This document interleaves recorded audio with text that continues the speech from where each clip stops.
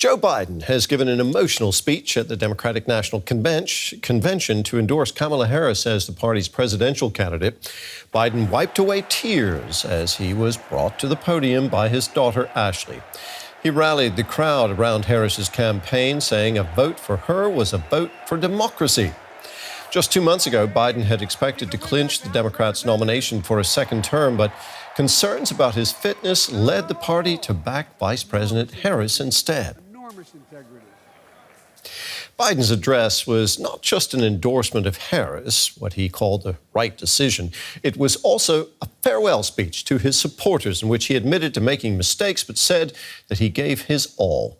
Here he quoted from a favorite song of his, American Anthem.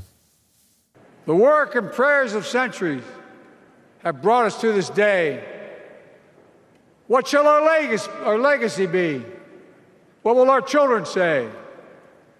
Let me know in my heart when my days are through. America, America, I gave my best to you.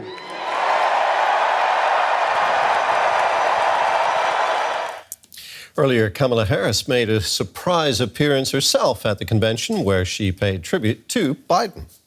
And I want to kick us off by celebrating our incredible President, Joe Biden.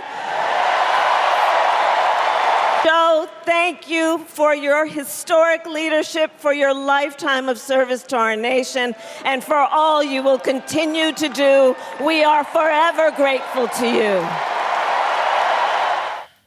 DW's Melissa Chan is with me here in the studio. She's part of our team covering the U.S. election.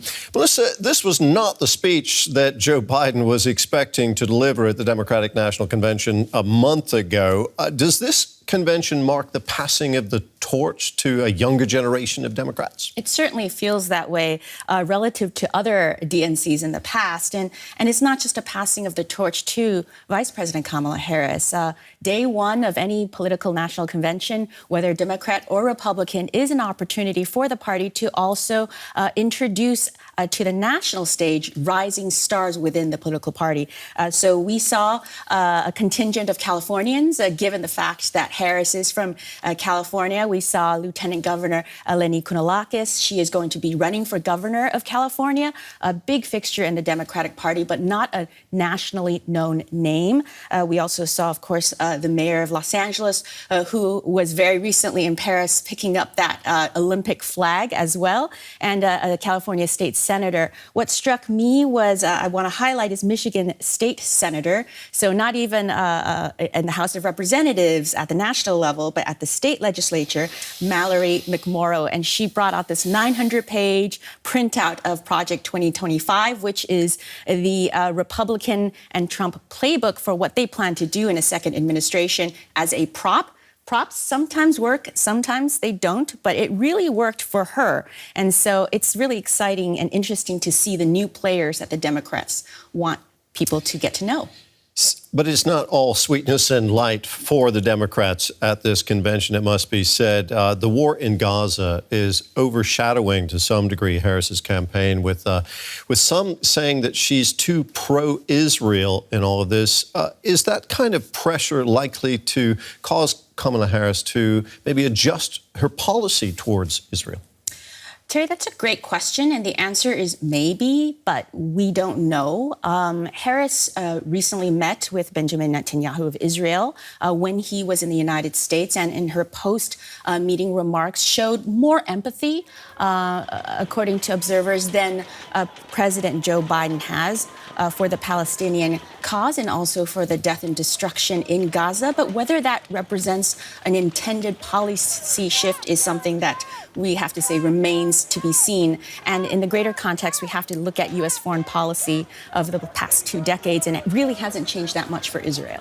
I wanted to ask you more about Kamala Harris and foreign policy. The convention, of course, is a chance to get to know the candidate a lot better.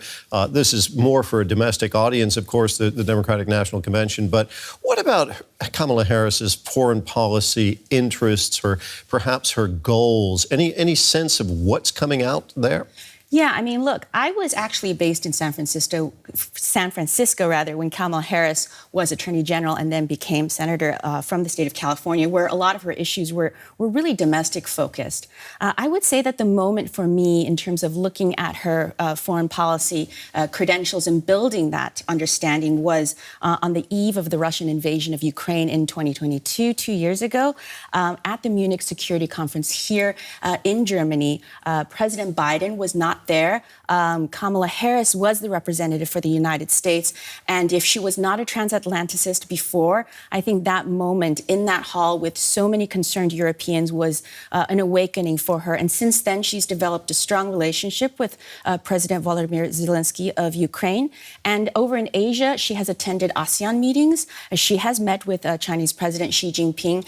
And based on what she's saying, it's clear that she's been reading her briefs and studying up. Now, you were at the 2016 Democratic National Convention when Hillary Clinton got the nomination.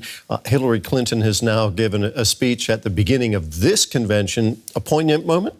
Yes. I think that people need to keep in mind that a lot of the delegates in the hall on Monday night in the United States were also in that hall in 2016 in Philadelphia when Hillary Clinton gave her speech and accepted the nomination to be president. In many people's minds in that hall, they're thinking when she's speaking that this could have been the end of her second term in an alternate universe. And how different would the United States be? How different would the world potentially be?